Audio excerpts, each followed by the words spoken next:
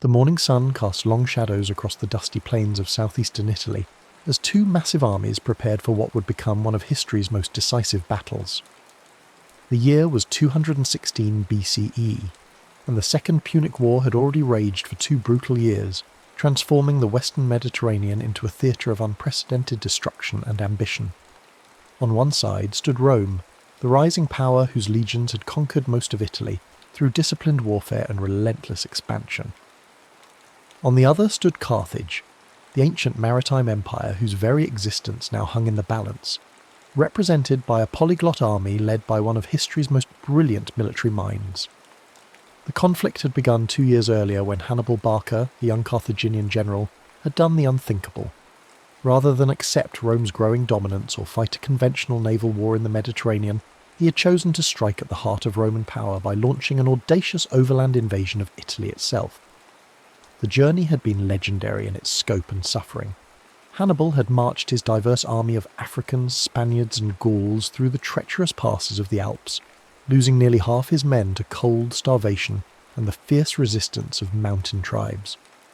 Yet what remained was a hardened, veteran force that had already proven its mettle against Roman armies. The shock of Hannibal's appearance in northern Italy had reverberated through Rome like an earthquake.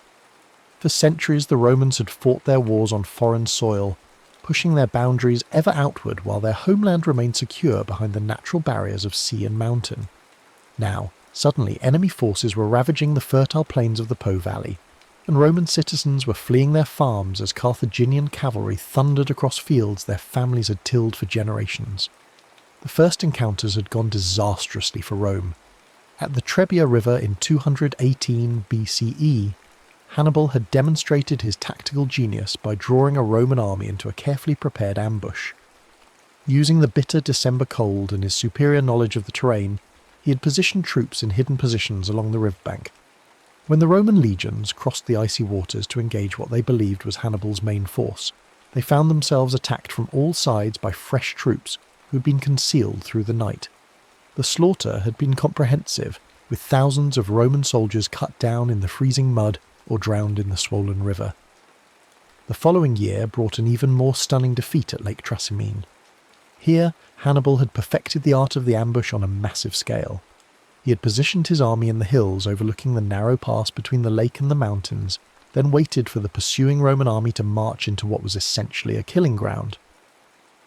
As morning mist rose from the lake, obscuring visibility, the Carthaginians had fallen upon the Roman column from 3 sides simultaneously. The consul Gaius Flaminius had died in the fighting, and his army had been virtually annihilated. So complete was the destruction that it took days for news of the disaster to reach Rome, and when it did, panic gripped the city.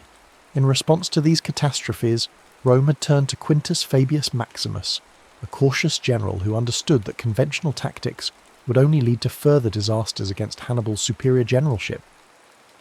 Fabius had adopted a strategy of harassment and attrition, avoiding pitched battles while constantly shadowing the Carthaginian army. His troops would strike at Hannibal's foragers, cut off stragglers, and deny the enemy army the decisive victory it sought, while protecting Roman towns and supply lines. This approach, which came to be known as Fabian tactics, had frustrated Hannibal's attempts to force a conclusive engagement, and had earned Fabius the mocking nickname Cunctator, the delayer. But the Roman Senate and people had grown impatient with this cautious approach. The sight of enemy troops ravaging Italian soil while Roman armies seemed to cower in the hills was more than Roman pride could bear. The economy was suffering as trade routes were disrupted and agricultural production declined in the war zones. Perhaps most importantly, Rome's network of Italian allies was beginning to waver as they questioned whether their powerful patron could truly protect them from this Carthaginian threat. The pressure for decisive action had reached a crescendo in the spring of 216 BCE, when 2 new consuls were elected to lead Rome's military response. Gaius Terentius Varro represented the popular party and the common people's demand for aggressive action against the invaders.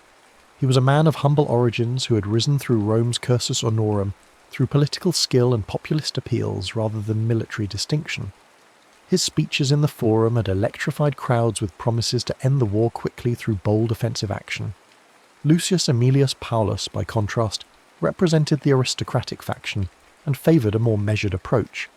He was a seasoned general who had commanded legions in previous campaigns and understood the complexities of warfare against a cunning enemy like Hannibal. The tension between these two men reflected the broader divisions within Roman society about how to respond to the Carthaginian threat. Varro accused the aristocrats of cowardice and self-interest, claiming they prolonged the war to maintain their commands and enrich themselves at the state's expense. Paulus and his supporters countered that rash action would only lead to more disasters like Trebia and Trasimene. However, the popular will for aggressive action proved overwhelming, and the Senate authorized the raising of the largest army in Roman history to that point. The mobilization that followed was unprecedented in scale and ambition. Rome called up not only its own citizens, but also demanded contingents from every allied city and tribe throughout Italy. Veterans were recalled from retirement.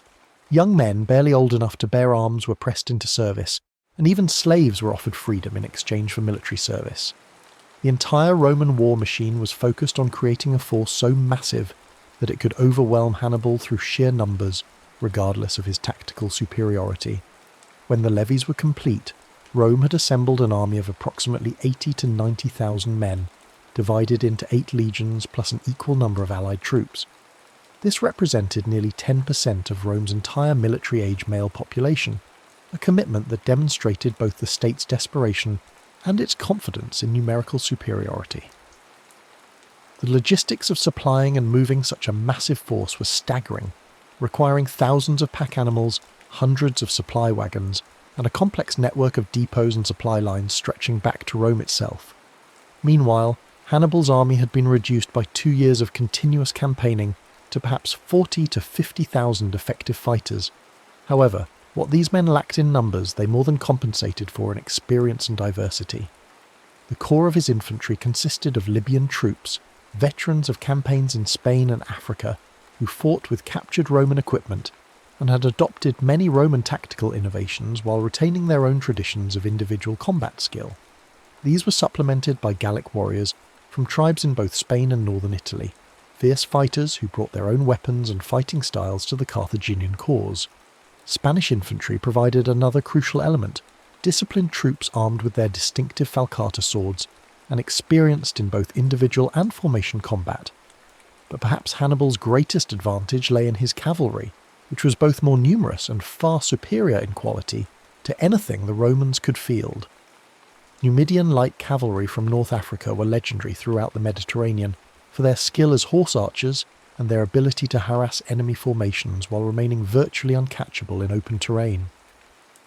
These riders, who fought without saddles or bridles and controlled their mounts through knee pressure alone, could appear suddenly from clouds of dust, rain javelins and arrows on enemy formations, and disappear again before retaliation was possible. Heavy cavalry from Spain and Gaul provided the shock troops necessary for decisive charges, while their superior numbers meant that Hannibal could use mounted forces not just for reconnaissance and harassment, but as a genuine tactical arm capable of deciding battles. The diversity of Hannibal's army was both a strength and a challenge. Managing troops who spoke different languages, fought with different weapons, and came from cultures with vastly different military traditions required exceptional leadership and organisational skill. Yet this diversity also provided tactical flexibility that no homogeneous army could match. Hannibal could adapt his battle plans to take advantage of each unit's particular strengths, while compensating for their weaknesses through the complementary abilities of other contingents. As summer approached, both armies began manoeuvring through the heat-baked landscape of southeastern Italy, each seeking to force battle under favourable conditions. Hannibal had established a base near the town of Cannae, a Roman supply depot that controlled access to the rich agricultural regions of Apulia. The position was strategically crucial because it threatened Rome's grain supplies from the south, while providing Hannibal's army with access to the resources they needed to continue the campaign. More importantly, from a tactical perspective, the terrain around Cannae offered the open plains that would allow his superior cavalry to operate most effectively. The landscape around Cannae was dominated by gently rolling hills that descended toward the Aufidus River, known today as the Ofanto. The river valley provided relatively flat ground ideal for large-scale manoeuvres, while the surrounding elevations offered observation posts and potential positions for reserves. The summer heat was already intense, and dust clouds raised by marching armies could be seen for miles across the sun-scorched terrain. Local winds typically blew from the southeast, carrying dust and reducing visibility for anyone facing that direction, a factor that Hannibal would carefully consider in his battle planning. When the Roman army finally approached Cannae in early August, both sides understood that the moment of decision had arrived. The Romans could not allow Hannibal to continue threatening their supply lines and recruiting allies from among the Italian tribes, while Hannibal knew that his strategic position would become untenable if he could not force a decisive victory soon. Carthaginian reinforcements remained trapped in Spain by Roman naval power, and his army's numerical inferiority meant that a prolonged campaign of attrition would inevitably favour Rome. The night before the battle, both camps were alive with activity as commanders made their final preparations. In the Roman camp, Varro and Paulus held council with their subordinate officers, reviewing battle plans and attempting to coordinate the movements of their massive army. The size of their force created both opportunities and challenges. While their numbers were overwhelming, the complexity of managing so many troops in battle had never been attempted before. Roman military doctrine emphasized the disciplined advance of heavy infantry in close formation, an approach that had proven successful against most enemies, but had already failed disastrously against Hannibal's more flexible tactics. Across the plain, Hannibal was putting the finishing touches on one of history's most audacious battle plans. Rather than simply arranging his troops in the strongest possible defensive formation, he was preparing to deliberately weaken his centre while strengthening his flanks, creating a formation that would appear vulnerable to Roman attack, while actually serving as bait for an elaborate trap. The plan required precise timing, exceptional discipline from his troops, and the kind of battlefield control that few generals in history have ever achieved. As dawn broke on August 2nd, 216 BCE, both armies began their deployment across the dusty plains. The morning sun climbed higher in a cloudless sky, promising another day of punishing heat that would test the endurance of heavily armoured men engaged in desperate combat. A hot wind blew from the southeast, stirring up clouds of fine dust that would limit visibility and add to the confusion once battle was joined. Hannibal positioned his army with careful attention to both the terrain and the prevailing wind conditions. His weakest troops, Gallic and Spanish infantry, were placed in the centre of his line, arranged in a convex formation that actually projected toward the enemy. This was contrary to every conventional military practice, as it invited attack against the army's most vulnerable point. However, Hannibal's intention was precisely to encourage such an attack, drawing the Roman legions into what would become a deadly trap. On either side of this weak centre, Hannibal positioned his best infantry, veteran Libyan troops equipped with Roman weapons and armour captured in previous battles. These men were arranged in columns rather than extended lines, hidden behind the forward units, and ready to wheel inward once the Romans had committed to their attack on the centre. On the extreme flanks, Hannibal deployed his cavalry forces, with Numidian light horse on the right wing and heavy cavalry commanded by his brother Hasdrubal on the left. The Roman deployment followed more conventional patterns, reflecting both their military traditions and their confidence in superior numbers. The massive infantry force was arranged in the traditional manipular system, with Hastati in front, Principes in the middle ranks, and Triarii veterans forming the rear line. However, the unprecedented size of the army meant that the usual spacing between maniples had to be reduced, creating a more dense and less flexible formation than normal. This compression would prove crucial as the battle developed, as it reduced the Romans' ability to respond to changing tactical situations. Roman cavalry was divided between the flanks, with citizen cavalry under Paulus positioned on the right wing and allied horse under Varro on the left. Both forces were significantly outnumbered by their Carthaginian counterparts, and neither was equipped or trained for the kind of decisive cavalry action that Hannibal planned to employ. Roman military doctrine treated cavalry primarily as a supporting arm for scouting and pursuit, rather than as a battle-winning force in its own right. When the battle commenced, the initial exchanges followed patterns that were familiar from previous engagements. Roman cavalry on both flanks moved forward to engage their Carthaginian counterparts, while the massive infantry formations began their methodical advance toward Hannibal's apparently vulnerable centre. The dust raised by thousands of marching feet and galloping horses began to fill the air, reducing visibility and adding to the confusion that always accompanies large-scale combat. On the Roman right flank, Paulus led his cavalry in a desperate charge against Hasdrubal's heavy horse, but the encounter was brief and decisive. The Carthaginian cavalry, better trained and more numerous, quickly gained the upper hand. Paulus himself was wounded in the fighting and forced to withdraw, leaving his scattered forces unable to provide effective support for the infantry. On the opposite flank, Varro's allied cavalry fared even worse against the Numidian light horse, who used their superior mobility to avoid direct confrontation, while raining javelins on the Roman formations. With both flanks secured, the crucial phase of the battle shifted to the infantry combat in the centre. Here, Hannibal's plan began to unfold with mechanical precision. As the Roman legions crashed into the Gallic and Spanish troops in the Carthaginian centre, these deliberately weakened units began to give ground, falling back in apparent disorder while maintaining just enough cohesion to avoid complete collapse. To the Roman commanders, this retreat looked like the beginning of victory. Their superior numbers and discipline were finally overwhelming the enemy centre, just as conventional military wisdom suggested they should. The Roman advance continued with increasing momentum as more and more legions pressed forward into the gap that seemed to be opening in the Carthaginian line. The manipular system that had served Rome so well in previous wars now worked against them, as the forward units became increasingly compressed and difficult to control. Officers found themselves unable to maintain communication with troops more than a few ranks away, while the dust and noise of battle made coordinated manoeuvres nearly impossible. What the Romans could not see, however, was that Hannibal's retreat was proceeding according to a carefully orchestrated plan. As the Gallic and Spanish troops fell back, they maintained their formation and continued to resist, drawing more and more Roman forces into an increasingly narrow salient. Meanwhile, the African heavy infantry on either side of this developing bulge remained motionless, waiting for the signal to execute the most crucial phase of the battle. The moment Hannibal had been waiting for arrived when the Roman advance had penetrated so deeply into his centre that the leading legions were actually behind the original Carthaginian front line. At this point, the African infantry on both flanks received their orders and began to wheel inward, turning to attack the exposed sides of the Roman formation. These troops, fresh and unengaged until this moment, struck the surprised Romans with devastating effect. Simultaneously, Hasdrubal's cavalry, having routed the Roman horse on their front, swept around the rear of the battlefield to attack the Roman infantry from behind. The Numidians joined this assault, and suddenly the massive Roman army found itself attacked from 4 directions simultaneously. What had begun as an apparently successful advance had become a desperate fight for survival, with Roman legions trapped in an ever-tightening circle of enemies. The encirclement that followed was both tactically brilliant and strategically devastating.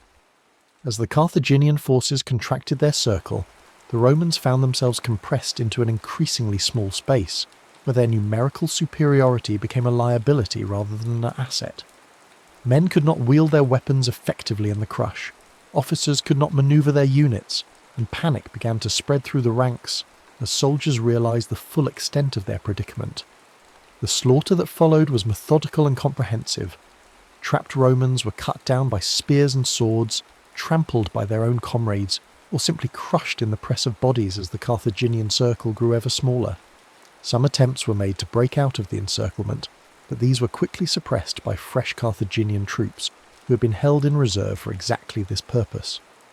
The superior training and equipment that had made Roman legions so effective in open battle became meaningless in the confused melee that the battle had become. Paulus, the consul who had favoured caution, died fighting in the ranks alongside his men, refusing offers of escape and choosing to share the fate of the soldiers he had led into disaster. His colleague Varro managed to escape with a small body of cavalry, but the vast majority of the Roman army was either killed or captured. The casualties were staggering even by the brutal standards of ancient warfare. Estimates suggest that between 50 and 70,000 Romans died on the field of Cannae, making it one of the bloodiest single days in military history. Among the dead were not just common soldiers but much of Rome's military and political leadership. 80 senators perished in the battle, along with numerous other magistrates, officers, and members of prominent families.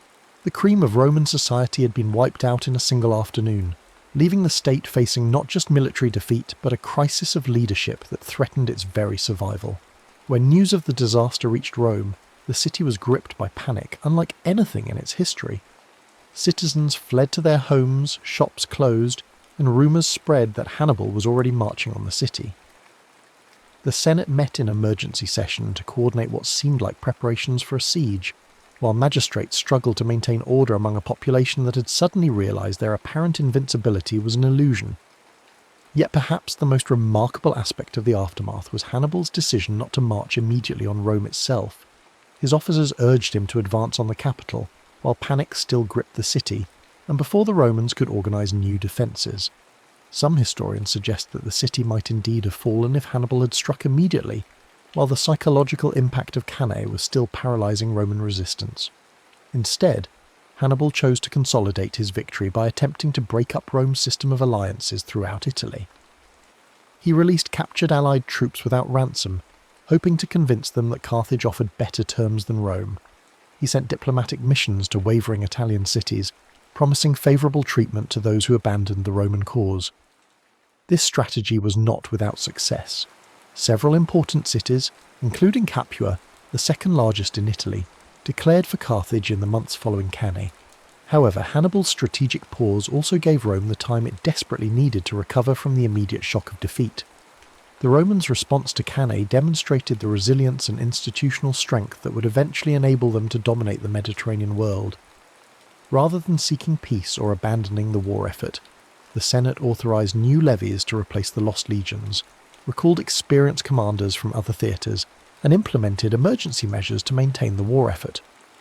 The Roman strategy shifted back to the Fabian tactics that had frustrated Hannibal before Cannae. New armies were raised with explicit instructions to avoid pitched battles, while harassing Carthaginian forces and protecting loyal cities. The Romans also implemented a scorched earth policy in areas controlled by Hannibal, denying his army the supplies it needed for extended operations while gradually wearing down his forces through attrition. Perhaps most importantly, Rome's network of alliances proved more resilient than Hannibal had anticipated. While some cities did defect to Carthage, the majority remained loyal to Rome, motivated by a combination of fear, self-interest, and genuine belief in Roman protection. This loyalty was maintained through a careful balance of threats and rewards, as Rome demonstrated that it could still protect its friends while ruthlessly punishing those who betrayed their alliance.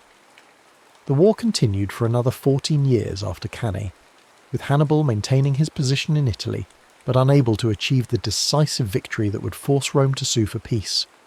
His army gradually declined in strength as casualties mounted, and reinforcements from Carthage remained limited by Roman naval superiority. Meanwhile, Roman forces under Publius Cornelius Scipio opened a new front in Spain, eventually driving Carthaginian forces from their Iberian strongholds and threatening Carthage itself. The final resolution came at the Battle of Zama in 202 BCE, where Scipio used tactics derived from studying Hannibal's own methods to defeat the Carthaginian general on African soil. The irony was complete when Scipio, later surnamed Africanus in honour of his victory, employed a modified version of the double envelopment that Hannibal had perfected at Cannae to achieve Rome's ultimate triumph in the Second Punic War. The Battle of Cannae's influence on military thinking extended far beyond the immediate conflict between Rome and Carthage. The double envelopment manoeuvre that Hannibal executed so brilliantly became the gold standard for tactical excellence, studied and emulated by generals throughout history. Napoleon Bonaparte analysed the battle extensively and attempted to replicate its principles in his own campaigns, while German staff officers in both world wars sought to achieve Cannae-like encirclements of enemy forces.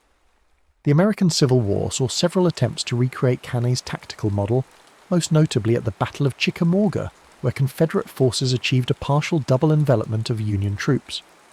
During World War II, the German concept of blitzkrieg was explicitly designed to achieve Cannae-style encirclements on a strategic scale, using rapid armoured advances to surround and destroy entire enemy army groups. Even in the modern era, military academies around the world continue to study Cannae as an example of tactical perfection achieved through superior generalship, careful planning, and flawless execution under pressure. The battle demonstrates how a smaller, weaker force can achieve decisive victory through superior strategy and the intelligent use of terrain, weather, and enemy psychology. The psychological impact of Cannae extended beyond its immediate military consequences to influence Roman national character in ways that would shape the empire's future development. The disaster taught Romans that their survival as a people depended not on avoiding defeat but on their ability to recover from catastrophic setbacks. This lesson would serve them well in future crises, from the invasions of Germanic tribes to the civil wars that marked the end of the Republic. The memory of Cannae also reinforced Roman determination never again to allow foreign armies to ravage Italian soil unopposed. This defensive mentality contributed to Rome's aggressive expansion throughout the Mediterranean, as successive generations of leaders concluded that the best defence lay in controlling potential threats at their source, rather than waiting for enemies to strike at Roman territory. For Hannibal himself, Cannae represented both the pinnacle of his military genius and the beginning of his strategic failure. His tactical brilliance in achieving the perfect battle was matched by his inability to translate battlefield victory into lasting political success. The decision not to march on Rome immediately after Cannae has been debated by historians for over 2 millennia, with some arguing that the opportunity for decisive victory was lost forever in those crucial days following the battle. Modern analysis suggests that Hannibal's strategy of attempting to break up Roman alliances through diplomacy rather than military conquest was not necessarily flawed, but that he underestimated both Roman resilience and the strength of the alliance system he sought to destroy. His army, while tactically superior, lacked the logistical support and reinforcements necessary for the kind of sustained campaign that would have been required to force Rome's capitulation. The Battle of Cannae thus stands as both a testament to individual military genius and a demonstration of the limits of tactical excellence when not supported by adequate strategic resources. Hannibal's achievement in destroying a Roman army twice the size of his own remains one of history's greatest military accomplishments, yet his inability to capitalise on this victory ultimately contributed to Carthage's defeat in the broader war. Today, the plains around Cannae remain largely agricultural, with few visible traces of the carnage that once soaked the dusty soil with the blood of tens of thousands of soldiers. Archaeological investigations have uncovered artefacts from the battle, corroded weapons, armour fragments, and coins that provide physical evidence of the ancient conflict. These silent witnesses serve as reminders of a day when the fate of the Western world hung in the balance, decided by the tactical genius of one man and the courage of soldiers from across the Mediterranean who fought and died under the burning Italian sun. The legacy of Cannae extends beyond military history to encompass broader questions about leadership, strategy, and the relationship between tactical excellence and strategic success. It reminds us that individual brilliance, while crucial, must be supported by adequate resources and long-term planning to achieve lasting results. Most importantly, it demonstrates how a single day's fighting can echo through millennia, influencing military thinking and shaping the course of civilizations long after the dust of battle has settled and the warriors have returned to Earth. The immediate weeks following Cannae reveal the true character of both civilizations involved in this titanic struggle. While Hannibal celebrated his victory and attempted to capitalize on Roman panic, the response from Rome itself demonstrated the institutional resilience that would ultimately prove decisive in the broader conflict. The Senate, despite losing 80 of its members in the battle, continued to function and make crucial decisions about the war effort. Emergency magistrates were appointed to replace fallen leaders, new levies were authorized despite the catastrophic losses, and diplomatic missions were dispatched to ensure the loyalty of wavering allies. The Roman people's reaction to the disaster was perhaps even more remarkable than their government's response. Rather than demanding peace negotiations or calling for the recall of armies from other theatres, the citizenry demonstrated a grim determination to continue the struggle regardless of cost. Families who had lost sons, fathers and brothers at Cannae volunteered remaining male relatives for military service. Wealthy Romans contributed their personal fortunes to fund new legions, while poorer citizens offered their labour for fortification work and military production. This collective response was rooted in Roman cultural values that elevated duty to the state above individual survival or comfort. The concept of virtues, which encompassed courage, excellence, and moral strength, had been tested at Cannae and found to endure even in the face of unprecedented catastrophe.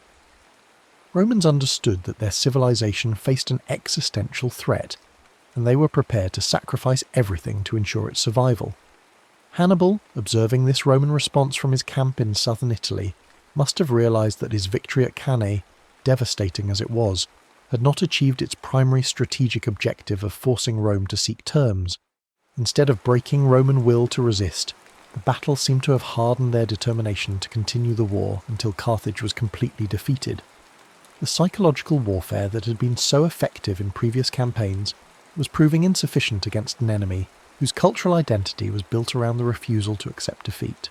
The diplomatic offensive that Hannibal launched in the aftermath of Cannae met with mixed results that highlighted the complex nature of Roman power in Italy. While some cities did abandon the Roman alliance, particularly in southern Italy where Carthaginian military presence offered immediate protection, the vast majority remained loyal despite the obvious military risks. This loyalty was based not merely on fear of Roman retaliation, but on genuine calculation of long-term interests and cultural affinity. Rome's alliance system differed fundamentally from the tributary relationships that characterized most ancient empires. Rather than simply extracting wealth and manpower from subject peoples, Rome offered a path to citizenship and full participation in Roman civilization. Italian allies understood that Roman defeat would not necessarily improve their situation, while Roman victory offered the possibility of advancement within an expanding imperial system. The defection of Capua, however, represented a significant strategic blow that demonstrated both the opportunities and limitations of Hannibal's diplomatic approach. As the second largest city in Italy and the centre of a rich agricultural region, Capua's adherence to the Carthaginian cause provided Hannibal with crucial logistical support and a prestigious symbol of Roman weakness. The city's leaders calculated that Carthaginian victory was inevitable and sought to position themselves advantageously in the post-war settlement. Yet Capua's defection also illustrated the fundamental problem with Hannibal's strategy. The city's decision was based on the assumption that Carthaginian military success would continue indefinitely, and that Rome lacked the resources to recover from defeats like Cannae. When these assumptions proved incorrect, Capua found itself isolated and vulnerable to Roman retaliation, ultimately suffering a brutal siege and harsh punishment that served as an object lesson to other potential defectors. The gradual shift in Roman strategy following Cannae demonstrated remarkable institutional learning and adaptability. The appointment of Marcus Claudius Marcellus as a key military commander marked the beginning of a more aggressive approach that combined Fabian harassment tactics with opportunistic strikes against isolated Carthaginian forces. Marcellus earned the nickname Sword of Rome for his willingness to engage Hannibal's army when circumstances offered reasonable chances of success. This evolving Roman approach was exemplified in the Siege of Syracuse, where Marcellus demonstrated that Roman forces could still achieve decisive victories against sophisticated opponents. The lengthy siege showcased Roman engineering capabilities and logistical endurance, while the eventual capture of the city eliminated a potential source of support for Carthage and Sicily. The death of Archimedes during the siege, despite Roman orders to capture him alive, symbolized the tragic costs of the broader conflict. Meanwhile, the emergence of Publius Cornelius Scipio as a major Roman commander marked the beginning of a new phase in the war that would ultimately lead to Carthaginian defeat. Scipio's campaigns in Spain demonstrated that Roman military leadership was learning from earlier defeats and developing new tactical approaches specifically designed to counter Carthaginian advantages. His victory at the Battle of Ilipa showed that Roman generals could now match Hannibal's own tactical innovations, using flexible formations and coordinated attacks to defeat experienced Carthaginian armies. The psychological warfare that had been such a crucial element of Hannibal's early successes was gradually losing its effectiveness as Roman commanders gained experience fighting Carthaginian forces. The terror that had gripped Roman armies after Trebia and Trasimene was replaced by a more pragmatic understanding of Carthaginian strengths and weaknesses. Roman soldiers learned that Carthaginian troops, despite their tactical superiority, were mortal men who could be defeated through proper preparation and execution. Hannibal's position in Italy became increasingly precarious as the war dragged on without decisive results. His army, while still formidable, was slowly being worn down by constant campaigning and the inability to secure adequate reinforcements from Carthage. The diversity that had once been a source of tactical flexibility was becoming a liability as different ethnic contingents began to lose cohesion and fighting effectiveness. The arrival of Hasdrubal Barca with a second Carthaginian army offered the prospect of reinforcing Hannibal's position and potentially achieving the decisive victory that had eluded him since Cannae. However, the Battle of the Metaurus River in 207 BCE, where Roman forces intercepted and destroyed Hasdrubal's army, eliminated this last hope for Carthaginian success in Italy. When Hasdrubal's severed head was thrown into Hannibal's camp, it symbolised not just personal loss, but the definitive end of Carthaginian strategic hopes in the Italian theatre. The final phase of the Second Punic War saw the conflict's centre of gravity shift from Italy to Africa as Scipio launched his invasion of Carthaginian home territory.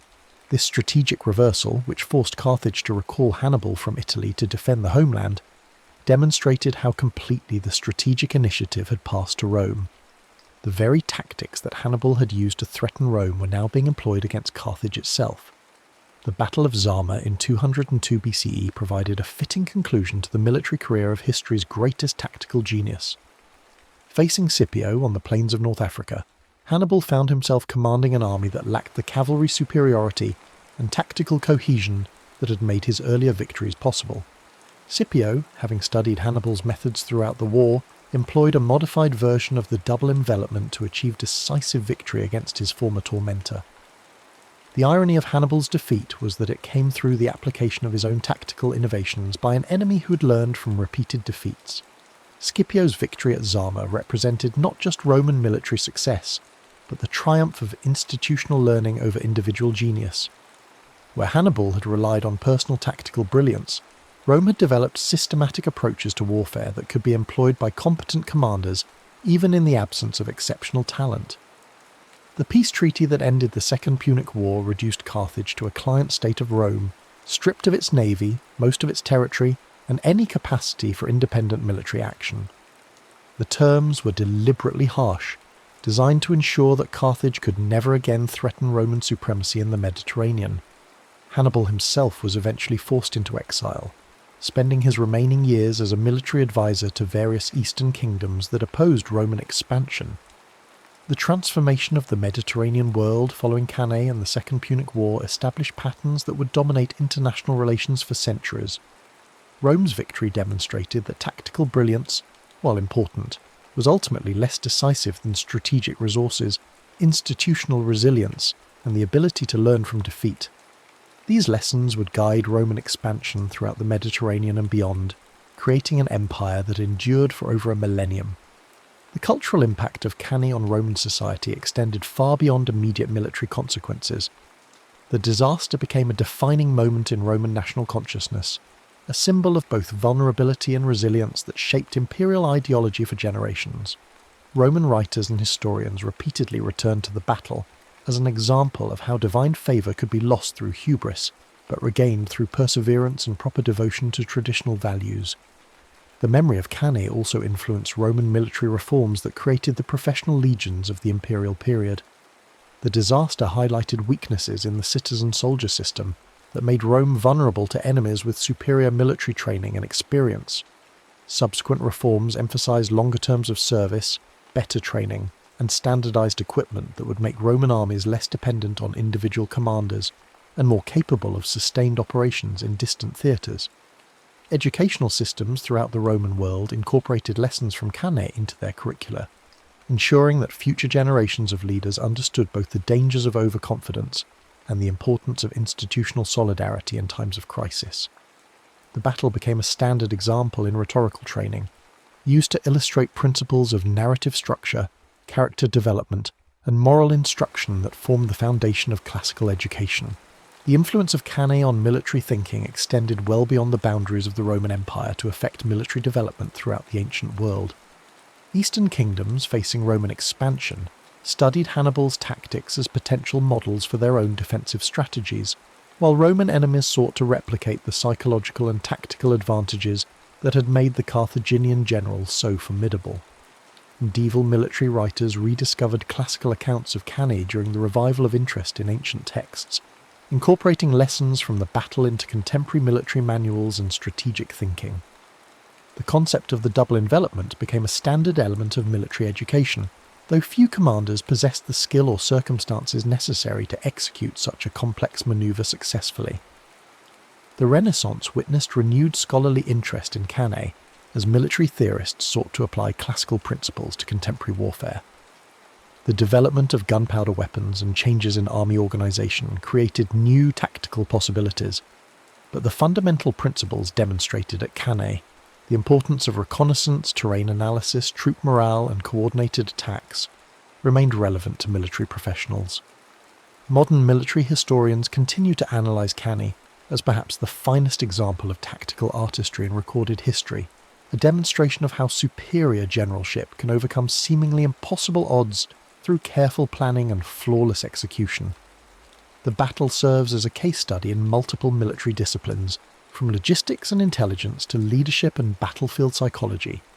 Contemporary military academies around the world include Cannae in their core curricula as an example of tactical perfection that remains relevant despite changes in weapons technology and organisational structure. The principles that Hannibal employed, deception, concentration of force at decisive points, exploitation of enemy weaknesses and maintenance of tactical flexibility, continue to guide military planning in the modern era. The enduring fascination with Cannae reflects broader human interest in stories of David versus Goliath, where intelligence and determination overcome brute force and superior resources. Hannibal's achievement resonates across cultures and centuries because it demonstrates the power of individual excellence to change the course of history, even when ultimate victory remains beyond reach. Yet the complete story of Cannae also serves as a reminder that tactical brilliance alone is insufficient to achieve lasting political objectives. Hannibal's masterpiece on the battlefield could not compensate for Carthage's strategic weaknesses or overcome Rome's institutional advantages. The battle thus illustrates both the potential and the limitations of military genius in shaping historical outcomes. The dusty plains of Cannae continue to attract visitors from around the world, drawn by the site's historical significance and the enduring questions it raises about leadership, strategy, and the nature of victory itself. Standing on the ground where one of history's greatest battles was fought, modern observers can appreciate both the scale of Hannibal's achievement and the broader historical forces that ultimately determined the conflict's outcome. The silence of the ancient battlefield speaks eloquently of human ambition, sacrifice, and the eternal struggle between individual brilliance and collective endurance that defines the human experience across all ages and civilizations.